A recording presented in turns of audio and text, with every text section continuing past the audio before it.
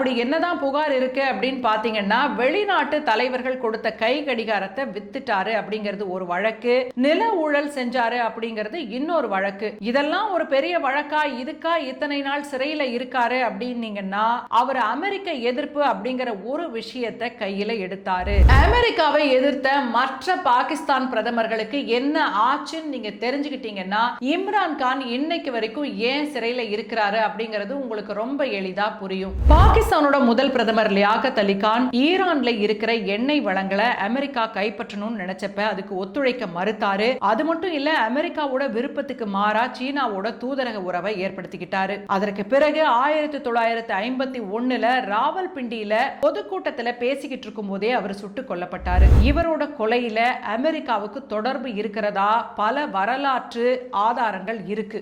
அடுத்தது ஜுல்ஃபிகர் அலி பூட்டோ.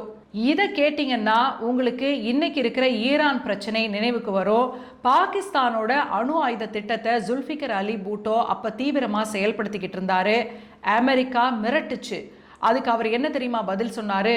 புல்ல சாப்பிட்டாவது நாங்க அணுகுண்டு தயாரிப்போம் அப்படின்னு ரொம்ப வீரவசனம் எல்லாம் பேசினாரு. அவர் பதவியிலிருந்து நீக்கப்படுறதுக்கு அமெரிக்கா தான் காரணம் அப்படின்னு நாடாளுமன்றத்துல பகிரங்கமா பேசினாரு. ராணுவ புரட்சியால பதவி இறக்கப்பட்டு 1979 தூக்கிலிடப்பட்டார்.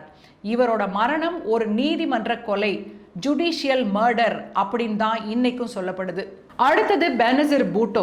இவங்க தன்னோட தந்தை ஜுல்ஃபிகர் அலி பூட்டோவோட மரணத்துக்கு அமெரிக்காவோட CIA தான் காரணம் அப்படின்னு உறுதியா நம்பினாங்க. ஆனா இவங்களும் 2007 ராவல்பிண்டியில தற்கொலை படை தாக்குதல்ல கொல்லப்பட்டாங்க. இதையெல்லாம் பார்த்த பிறகு உங்களுக்கு என்ன தோணுது? அணு ஆயுதம் அப்படிங்கிற பேர்ல அமெரிக்கா எப்படி ஒரு நாட்டுக்கு உள்ள வரும் அப்படிங்கிறது புரியுதா? அதுதான் இன்னைக்கு ஈரான்ல நடந்துகிட்டு இருக்கு.